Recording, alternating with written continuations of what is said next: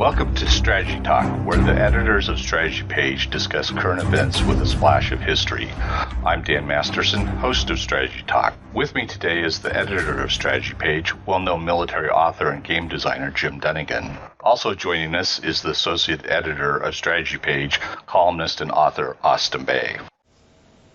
Welcome, Austin and Jim. Since it's the Chinese New Year, I thought we'd spend some time talking a little bit about China.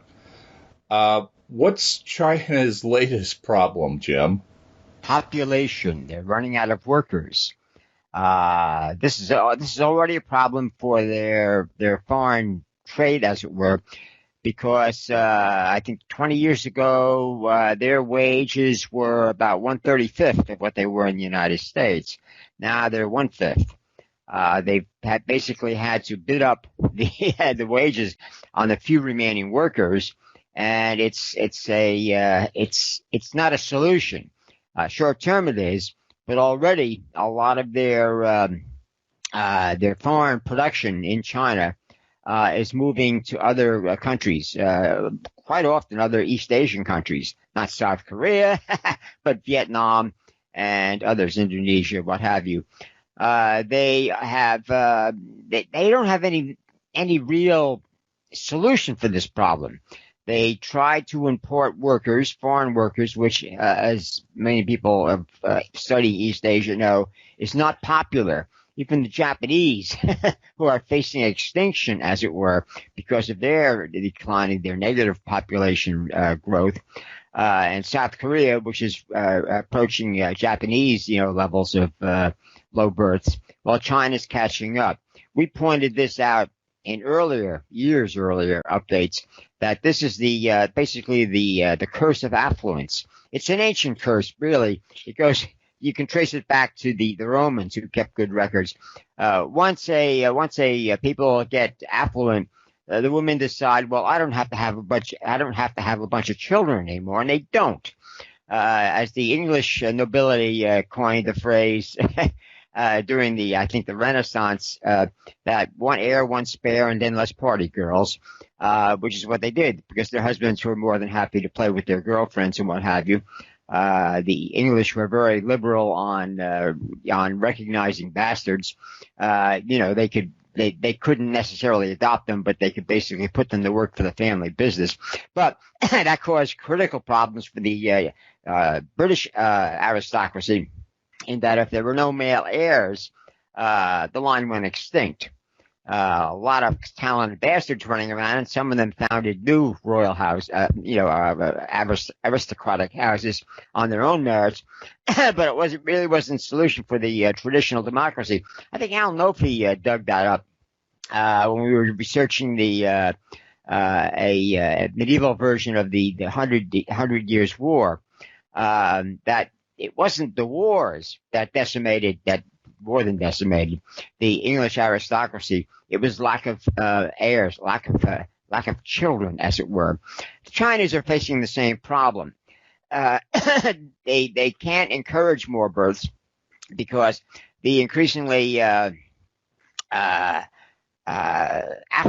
population, they have a middle class by their own standards of over 300 million. I think it's probably close to 400 million now. And these couples are raising their children to a higher standard of education and, treatment and what have you. And they really don't want more than one or two. Japanese women are flat out refusing, because basically Japanese mothers get treated like, dirt. The Japanese men have not wised up to that yet. So basically the Japanese mothers are crossing their legs or whatever, and they're just not having enough children to sustain the population. But it's basically a problem in all affluent societies. The United States is one exception to that, because we allow more immigration. We are a nation of immigrants. Of course, and one of the big political issues in the United States is whether or not the government should have some control over that, or whether people should feel free to encourage breaking laws and allowing illegal immigrants in. Other countries like Australia, facing that problem, who are basically open to immigration, they simply set standards and enforce them. They basically lock up in prisons, illegal migrants to discourage them, and it does to a certain extent. People complain, but the Australians say, no, we have laws and we enforce them. And so their population growth has stabilized, actually increased a bit. And they get the people they want and they need. Basically, you have to pass not only, moral tests, as it were. They don't allow known criminals in. But if you have an easier time getting in if you have skills and if you have basically a clean record, you're going to be law-abiding citizens of Australia. Canada does the same thing. And like I say, that's a major issue in United States politics. But the fact remains that in countries that discourage adopting foreigners as members of their own society are caught in a major problem. Italy, for example, has, I think, the lowest birth rate in the European Union, and they are starting to fade away. Now, they do they do tolerate a lot of illegal migrants, but these don't help their economic problems or their social, the civic society problems. And that's seen throughout Europe. That became a big issue in Germany and a lot of European countries with this basically open admission to Middle Eastern, Muslims into the country. And while some of these migrants have proven, useful members of society, many of them have not. And this is a problem that is slowly changing in Europe, where I think Netherlands took the lead in this, in telling new migrants, if you don't adapt, you're out. In other words, you got to learn Dutch, which is not easy. I tried once. And you've got to basically demonstrate a knowledge of our laws and our culture. They give a test, which we technically do, but not as fervently as we used to. And then people are welcome to come in. The Netherlands is one of the few countries in Europe, like Britain, that has encouraged migration. France does to a certain extent, but again, they're loath to impose standards and enforce them, although that's changing. In fact, the French are criticizing the political bickering in the United States over this and other issues because they say it's counterproductive. But that's the changes that are waving over all the industrialized countries that are seeking a solution to their population problems and doing it in a mutually beneficial way, beneficial to the immigrants and beneficial to their society as a whole. China is not even dealing with that. They are starting to import foreign workers, which they tend to abuse. They don't allow many of them in. They have a lot of problems with internal migrants. There's been this huge migration of rural populations to the urban areas where there are jobs from the rural areas where there are not. And China punishes them. I mean, it exploits them as workers and what have you. It's very much like the illegal migrants in the United States. They can't get benefits. In fact, it's worse in China. If you're not a registered, a citizen of a urban area, your children can't get higher education. They often can't get any education at all. You can't get any of the benefits that their work and their taxes are paying for. And this is a very contentious issue in China, which the Chinese have not really confronted yet. So they have a big problem with migration and population growth. And one-child policy, which did put a halt to the rampant overpopulation they were facing. That's why they basically instituted it and enforced it, vigorously, as it were. They basically are not paying for it now, and they basically created a time bomb that they can't defuse. It's slowly going off. The working age population peaked in 2011. And it's declining precipitously. In fact, one thing they will admit is their social welfare fund. They don't pay a lot in old age benefits, but they basically keep you from starving to death and not much else. That's going to run out of money in 2035 by current calculations. But their biggest problem is they're simply running out of workers. And they have no real solution to that. And if it continues as it's going, that's going to be what's really going to bring them down. They believe that they're going to become the largest economy in the world, but that's going to be brought short by the fact that they have nobody to produce the goods to make that happen. Well, Jim, not just say in terms of output, but output at the labor costs that gave them their initial the ability to surge their economy. I say surge; it expanded over the last 40 years. That's been one of the effect of aging. I'll point out too, Dan, that one-child policy was largely enforced on Han Chinese. Now, understand that the Han are the world's largest ethnic group, and how many Han are there? You'll see a billion. It's probably 950 million. It could well be a billion. And you'd say, well, gee, that's a lot of people, huge ethnic group. Remember, China's got about 1.35 billion people, Jim. Is that right? It's almost 1.4 now. Yeah. Okay, so we're in the zone on it. So that it's got 400 million minorities. Now, what they've got with the Uyghurs, and I'll just talk about them just for a second. They've got a huge minority problem on that, even though there are only about 30 or 40 million Uyghurs, in part because they have decided that they're going to, you want to call it Sinicization, or Hanicization is probably a better term, is that they're settling Han in the Xinjiang province, which the Uyghurs prefer to call East Turkestan, is because they're a Turkic people.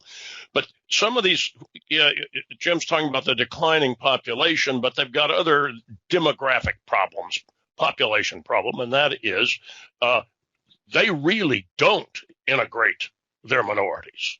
There is a racial component to Xi Jinping's national state, and in my opinion, I'm not the only one with that opinion. In some ways, it's a classic Han imperialism, and not simply outside the borders of contemporary China, but internally as well. Now that's compounds the problem because Jim says, well, we need workers, and they have had some the articles I read about imported workers really were in northern China, not necessarily imported, but there were Mongolians coming into from Mongolia into Inner Mongolia, which is a Chinese province, and then the Chinese look at this and say, well, we have another ethnic problem. Oh, gee, at the height of the Chinese Empire, Outer Mongolia was also part of the Chinese Empire. Well, so was Eastern Siberia, for that matter. That gets them into a huge territorial dispute with Russia. That's not so much again on outright number of people, but minority issues, minority demographics within China. Now, when Jim lays out the worker shortage, and I said, look, it's now here's the economic impact. He mentioned one of them, aging society. They've got old age, pension costs, and medical costs, both rising. But the other thing is that the cheap production to a good enough level. That's a way to describe where China made its money as an exporter. Coming up, Jim writes a lot about this when he writes about weapons on it. We've seen that the Chinese, they can make good weapons, but they've got a problem with very high quality weapons, and they're aware of it. I didn't want to get off on a sidebar there from the way we are approaching China's problems. But what you've got too with this wealthier and this 400 million middle class too are aspirations. We saw that happen in the late 80s with Tiananmen Square. a demand for liberal, in the classic sense, liberalization of speech laws, press laws. If we're going to have a liberalized economy, again, in the classic British sense, free market, free enterprise, which is what Deng Xiaoping was permitting with his opening and reform movement, then why can't we have the other elements that go with that and actually encourage, spur it, advance it? Now you're beginning to talk about Western style liberal democracies. And the Deng Xiaoping in '89 in Tiananmen Square said, no, we're not going to make that mistake. That's the mistake that happened in Hungary and Eastern Europe, or was happening. You could see it happening. We're still going to have the four cardinal principles, which means the party's in charge, and it's an authoritarian free enterprise system. Well, that's 1989 and 1990. Now, with all of these, and it's not just driven by a desire to create a new Chinese empire. All of these fissures within China have led to now essentially a one-man totalitarian regime with a big smile on it, and that's Xi Jinping, even though his immediate predecessor was doing the same kind of regime building and power building around the chief executive slot within China. The belief by the party is they need that kind of control in order to keep their grip on the country with all of these issues that are in many ways unanswerable, since the people are not reproducing at a rate to keep the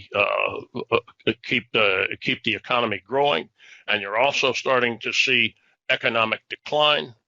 You also see, I think, the Communist Chinese Party Wuhan COVID-19 virus actually hurt China a great deal. It's hurt them internationally when they're being caught lying, despite what the World Health Organization's latest help in covering it up. But we really don't know how many people got sick. We really don't know how many people are still sick. And we do know, because enough of this got out during 2020 from the Hubei province, where the city of Wuhan is that they felt absolutely sold out by the Beijing government. Now, this leads on to another issue. I'm sure Jim will want to talk about it, where there is still provincialism. And part of the provincialism, Jim talked about it, is that where you grow up, you're a registered resident. But if you go to the city from poor interior or Western China and go to an Eastern city, as Jim was describing, you don't have permanent residency there. And you're supposed to go back to your home village at least once a year to check in, because that's where you're from. This is another internal problem for the regime, because, as Jim said, the workers who from the West go to the eastern cities resent it. And the Chinese Communist Party's answer is to crack down and create the surveillance society. So we might talk about that too. That's another big problem within China. What Austin mentions there is the social rating that's going on in China, right? Yeah, their social credit score, they call it. It is already being enforced in some areas. It was started really in the northwest, Zhejiang province, where the Turkish population is, where the Uyghurs are, because it was a means of control. And it proved so effective that they started rolling it out in many other areas, especially as Austin points out, the more prosperous areas in the east, southeast, and those provinces down there welcome it because it allows them to control their alien population. And most of those are basically Chinese from the western provinces. And as Austin points out, it creates big resentment. In other words, the resentful immigrants in China are mostly Chinese. There's something like 250 million of them. So they have an enormous problem with that. But the biggest thing is the time bomb. In fact, their latest data, which I found after I did the update yesterday, was that by 2050, their demographers predict that there'll be one worker for every retired Chinese, elderly Chinese living on, the skimpy benefits from the by then bankrupt. So they're going to have to increase taxes. They don't do the income taxes so much as indirect taxes, which have the same impact. It lowers the disposable income and standard of living for the newly affluent Chinese. So that's going to cause them. So they're following the Japanese model there. Exactly. One of the things that people don't realize about Japan's interest in robotics is not for manufacturing, but actually for healthcare. Indeed, to take care of the elderly, and that. They see that as a major export item because many other Western countries, affluent countries in the same situation, especially in Europe, are having the same problems. But that means they have to buy robots to attend the elderly, and they still have to feed them. Now, something that came out of from China, inside China, some of the chatter, as it were, during the war, the height of the Wuhan virus, was that they were deliberately killing the elderly, even if they weren't dead. They basically shove them into the body bags anyway. Now, I don't know if that was a pickerful or actually happened, but as Austin points out, the Wuhan Chinese are very resentful of the way they were treated by the central government, because basically having your parents murdered, by the state is a no-no, even in China, especially in China. One of the problems with the growth of the elderly population as a segment of the population was that the newly affluent Chinese broke the mold of, as it were, of the multi-generational household. And many of the new households being formed were just like in the West, just a husband and wife and children. Of course, it meant only one child, and those children were spoiled rotten, a problem that the Chinese are now, openly dealing with because it shows up in the military. We get a lot of these entitled kids figure, they'll join the military. They're desperate for educated, new officers and troops. And the Chinese, the old school Chinese military, find these guys very difficult to deal with. The problem is they're going to have an enormous shortage of military people because it's still the case, even though they've raised income and fringe benefits for the military, especially the career military. Well, they're basically all career military. They have conscription, but it really isn't enforced. It doesn't have to be. And the military prefers to recruit the people it needs, not the people foisted upon them by a conscription system. And they want a lot of these people to become careerists, especially the highly trained specialists. Pilots, for example, which cost, even in China, cost over $1 million to train with all the training costs, the aircraft and what have you, because they're trying to create a modern Air Force with Western-style aircraft and Western-style pilots. Now, they're aggressively following that, and they are turning out a lot of much more competent pilots, but it's expensive. And a lot of these guys are basically facing the same temptations as found in the West, where they say that the growing commercial airlines are desperate for pilots, and they're more than happy to grab the military pilots if they can get away with it. Now, the Chinese, again, as was tried in the United States and other countries, tries to lock these pilots into long-term contracts if they want to become pilots. But that only works up to a point, because after a while, the pilots will wheel and deal and do what they can. And in China, it's much easier to just pay a bribe to get out, get your discharge papers, and go get a much more affluent and job with the commercial airlines where the living is easier, et cetera, et cetera.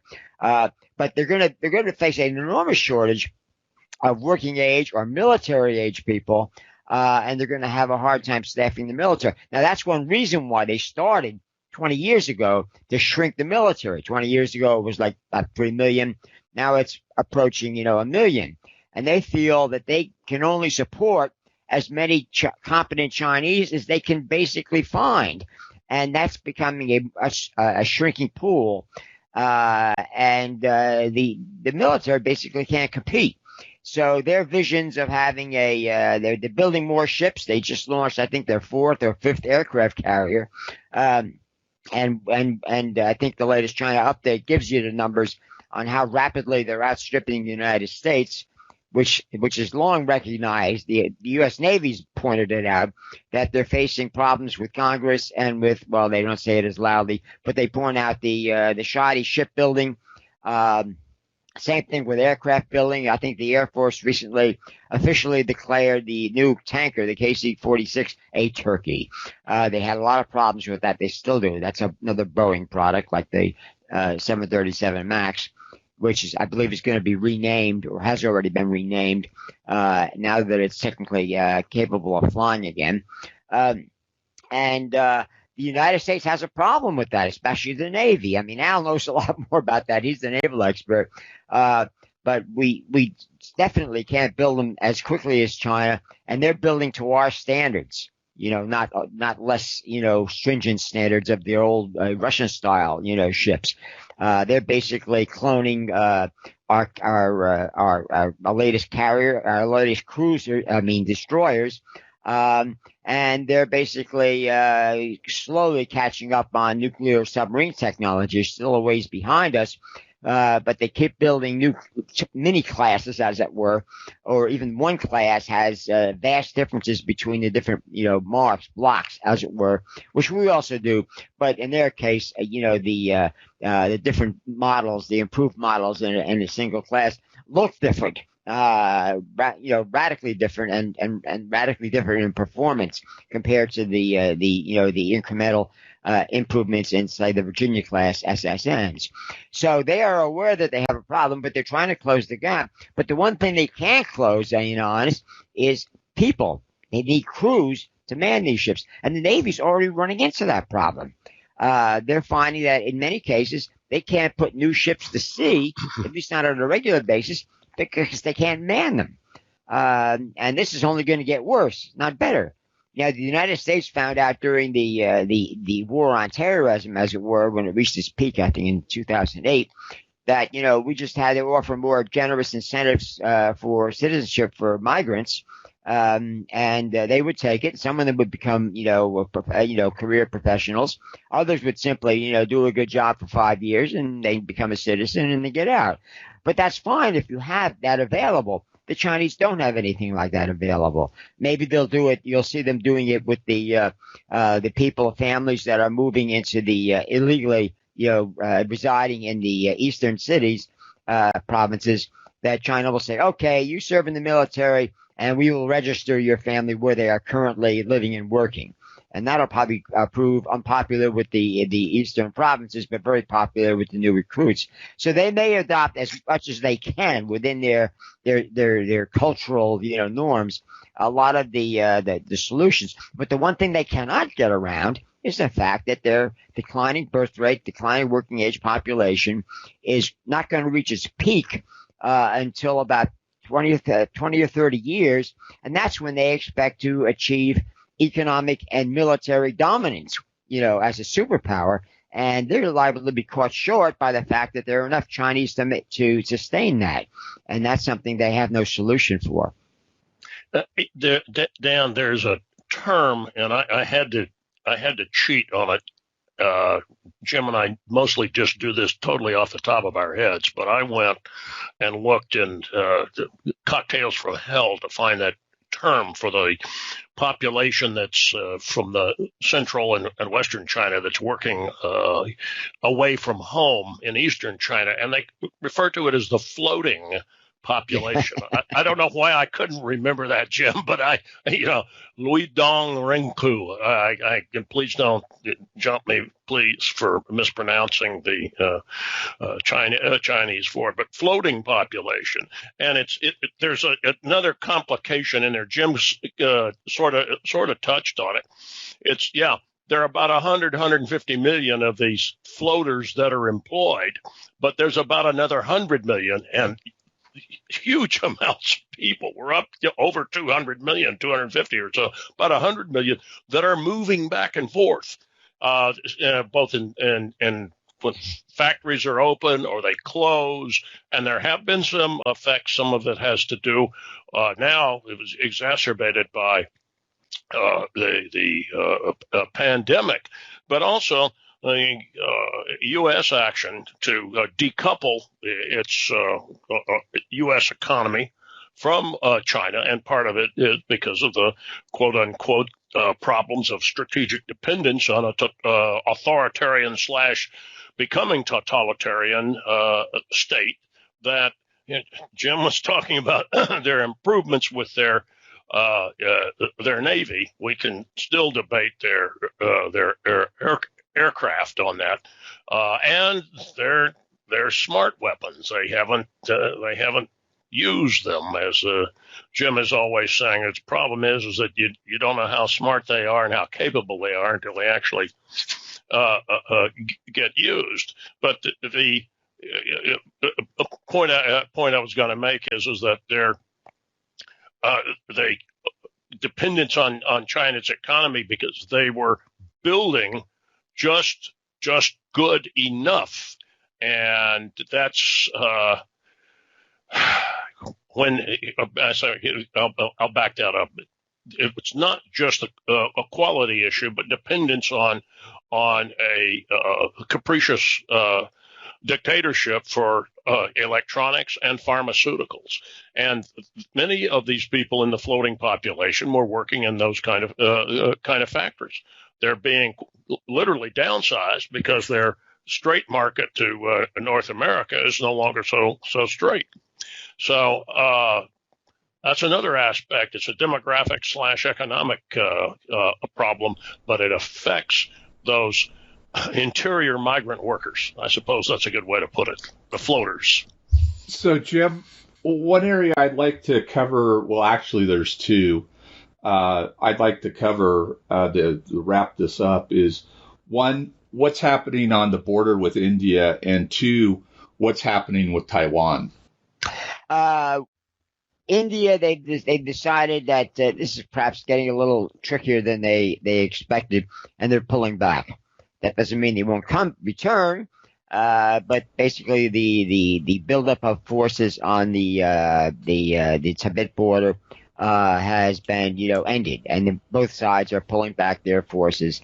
They started to do it as winter approached because it's cold up there, and the Chinese got a big exposure to that and it was worse than they expected. And because a lot of their troops come from southern, China, where they're not used to winters, especially the high Himalaya winters, but the Tibetan, plateau winters. And so they decided, all right, let's back up on this. Taiwan is something else. Taiwan, they'd like to get back, but they're unwilling to risk a war to grab it. You got to remember the Chinese, and they basically say this in their unrestricted, their open source military publications, which is something they use simply to get the issues out there so everybody can be aware, and they can basically elicit suggestions and ideas from everybody in the military, even outside the military. They follow the Western response to a lot of these open publications, but they point out that they always made a point that they're following Sun Tzu, philosophy towards warfare, which even the West, when it became popular, I guess back in the 80s or 90s, Sun Tzu basically preached that you build a large and impressive army so you don't have to use it. The best victories are won without fighting a battle. Now that's basically been, good military strategy for thousands of years. But the Chinese have basically ensconced it as their primary military strategy. Now, they have good reason to do that because historically, China has not had a force that was capable of winning the first battle. And of course, we addressed that problem after Vietnam. Ray Macedoni and I wrote a book called Getting It Right, which basically detailed how we did it. And the evidence asserted itself in 1990-91 when we had to liberate Kuwait, and later on during the wars in Iraq and Afghanistan, where the enemy could not confront us face on. So you had even the IEDs and the bombings, and we even found solutions to that. So the Chinese are realizing that they would have a worse time because they still have a lot of corruption in the military, a lot of falsifying of records and what have you. And they realize that the Taiwanese are more motivated to basically improve the quality of their much smaller military. And the Taiwanese, basically, the population backs their military and says, look, we will fight, to the end, fight them on the beaches, et cetera. Very Churchillian, attitude towards possible attack by China. So China threatens more and more. They're now trying economic, leverage, which doesn't work as well on the Taiwanese, even though Taiwanese companies have made huge investments in China because they're basically shooting themselves in the foot by doing so. So they have limited, retaliatory, measures available to them. So they simply keep saying, Taiwan is ours. We will take it if we have to, et cetera, et cetera, et cetera. But really, the chances of them pulling the trigger are, slim to none, because they realize that could create more problems than they can handle. For example, a war would shut down their foreign trade, not just exports, but imports. For example, they recently tried to fight a trade war with Australia. The Australian says no. The Australians took a bit of a beating in some of their exports, like coal, but the Australians found that there were plenty of other markets where they could sell their coal, and their coking coal that needed for manufacturing steel. The Chinese found that there aren't many other exporters willing to deal with China. The way they treated the Australians plays a role in that, because other exporters say, well, look, we don't want to get into on the wrong side of China and get treated like the Australians, because A, we might not have the resolve of the Australians, and B, we might not have the resources of the Australians. I mean, not just the economic resources and the internal grit, but Australia is part of the Five Eyes, basically the former British colonies that are, including Britain, which have formed together to share intelligence and to basically form a semi-formal military alliance. But the Chinese also are aware of the fact that they have created a anti-China alliance in East Asia, and we've done the math, for example, in that respect in strategy page, where we point out when you take the navies of South Korea and Japan in particular, plus the naval, the portion of the Navy that is dedicated to the West Pacific by the United States, China is still far outmatched, as it were, both in naval forces and in air forces. Now they're trying to overcome that, but again, they have a limitation, a major limitation that their enemies do not have, and that's their lack of soldiers, their lack of personnel. And that's eventually going to reach the point where no matter how many advanced weapons they turn out, assuming they can with the shortage of workers, they simply won't have enough Chinese qualified Chinese willing to man those systems and willing to fight a foreign war, which is anathema to the Chinese. Even as we're finding out, it is to the Russians. That's why the Russians are using so many mercenaries, Russian mercenaries and local mercenaries in Syria to maintain the position there. And the Turks are even doing it in Libya. So the problems the Chinese have militarily, economically, far outweigh their how should I put it, their prospects, what they could theoretically do. And it all comes back to they don't have enough Chinese to go around.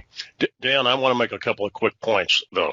One of their issues with India, right now they're pulling back on the border with that, but China has become aware that it went too far with India, and we write about the Quad quite a bit, which is Japan, the U.S.,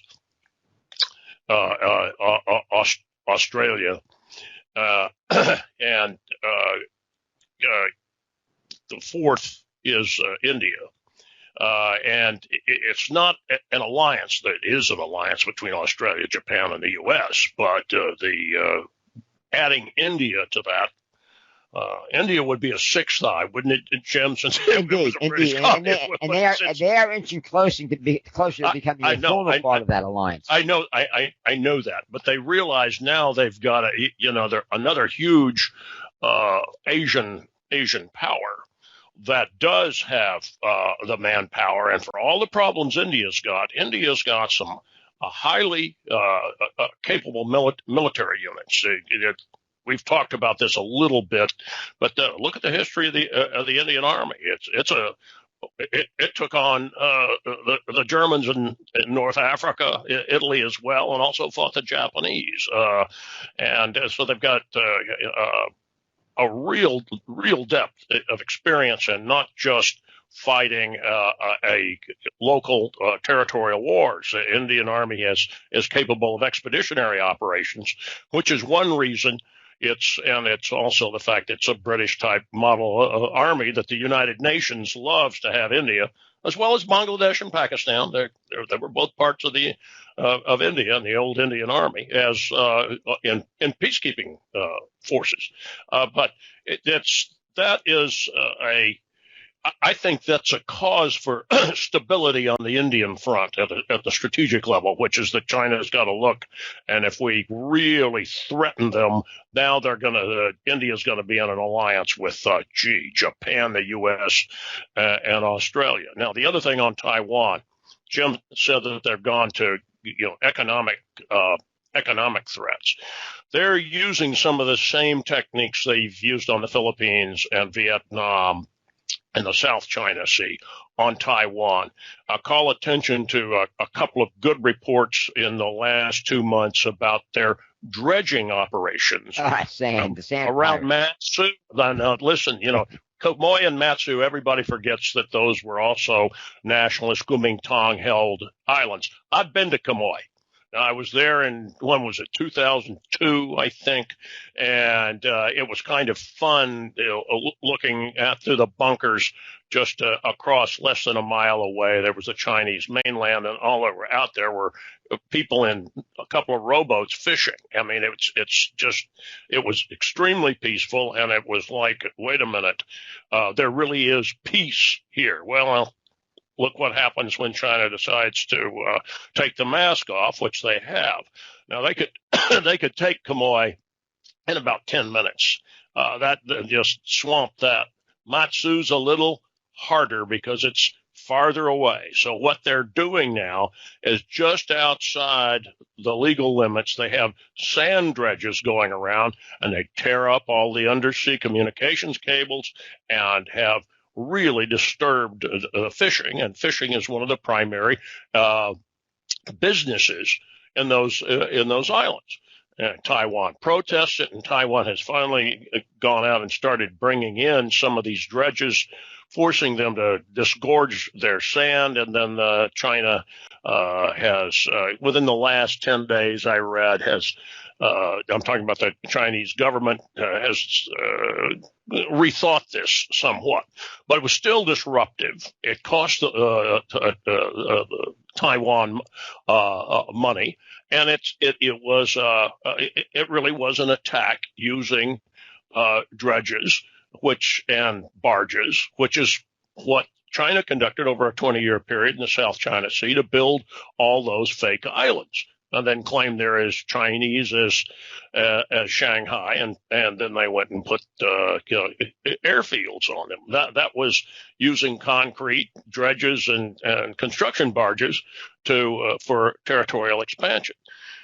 As Jim said, though, in the case of Taiwan, actually going after Taiwan, they're going to have to fight the Republic of China Army, and it's high tech. They are modernizing. I don't know if the Biden administration is going to continue what the Trump administration did, but opening to Taiwan access to increasingly modern and sophisticated weapons. But they've gone their own on their own on this, and Jim is more on top of this than I am, being able to build their own indigenous AIP subs, as I understand it, and those are air independent propulsion submarines are an ideal weapon for stopping, as well as sea mines, for stopping an invasion coming from the mainland to try to cross the 110 miles to get into to the island of Taiwan, which having been there, I will tell you, it's one bunker after another. It's rather amazing. Yeah, one of those islands is 2 kilometers from the Chinese coastline. I think that's the one you referred to. You can see what's going on over there. That's Quemoy. That's what I said. It was about a mile. Yeah. I'd say it was a click and a half. Yeah. And the other ones are about 18 kilometers out, and those are the ones that are being threatened with the sand barges. That's because right. there are sand reefs, as it were, that are important to the, as you pointed out, to the local economy. And the Chinese were simply destroying those, and that could not go unanswered. But the other problem is that the Chinese have basically galvanized their former dependencies, as it were, like Vietnam, to join this alliance. And the Vietnamese have been buying submarines and other equipment from Russia. And the Japanese quietly changed their constitution, or their laws anyway, to allow export of weapons. And they are now selling, warships, defensive warships. And they could sell defensive submarines. Now, selling submarines to Taiwan, Japanese submarines, might elicit more of a response from China than the Japanese are willing to deal with. But the demonization, as it were, of Japan in China, which is justified to a large extent. I mean, there's a lot of resentment among the former East Asian members of the Japanese East Asian co-prosperity sphere, which was a polite way of saying we're going to conquer you and you're going to do what we say. That has not been forgotten. The savage treatment inflicted upon the East Asians and the Indonesians by the Japanese. But in times of desperate times, a lot of that's relaxed. Now, Taiwan hasn't approached Japan about buying submarines or any other advanced weapons, but the Japanese are open to it. The South Koreans are already doing it. They're including exporting, submarines and modern warships. The Philippines just got their second frigate from South Korea, and they are willing to buy more because they're basically Western standard, weapons, and they're available from a local, source.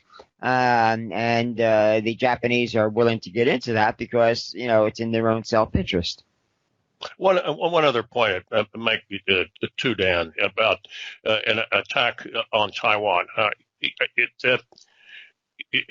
Two American carrier battle groups stationed east of Taiwan and off the coast, backing it up, also provides I'm getting the military side of this, great deal of deterrence, but in an actual conflict, tons of firepower. Not to say that's all you would see. You'd have the Air Force coming in from Guam and Japan as well to help the Taiwanese Republic of China defend itself. But South Korea, Japan, U.S., Australia, and to some, I would say, add Singapore to that as well. We've naval and air wise, it's almost seamless in sensor and then targeting. That's something that U.S. has been working on really for 50 years, really, with Australia and Japan and South Korea as well. And you've got absolutely first-rate air forces. And despite our problems with the littoral combat ship, and the C-46, as Jim brought up, we've produced some absolutely excellent weapons. We have great sailors and fabulous pilots, and the Chinese they're tested too. In the case of the United States and Australia, and to some degree South Korea, the Chinese would have to confront that, and I think that Jim says that's one reason the communist Chinese government really doesn't want to try Taiwan. Well, we've run out of time, so we'll conclude there. It looks like we'll be, as always, I know we have one listener on YouTube that complains that it's China, China, China, but there is a lot happening there, and we'll continue to cover you know it. what? Right now, it's there are tons of other issues, and we can go talk about some things in Central Africa that are just fascinating. But the biggest issue, stability issue and peace issue on the planet right now is China and East Asia. And also, it's a complicated, very complicated issue. Yep. All right. We'll see you gentlemen next time. Okay, Bye. take care. Bye.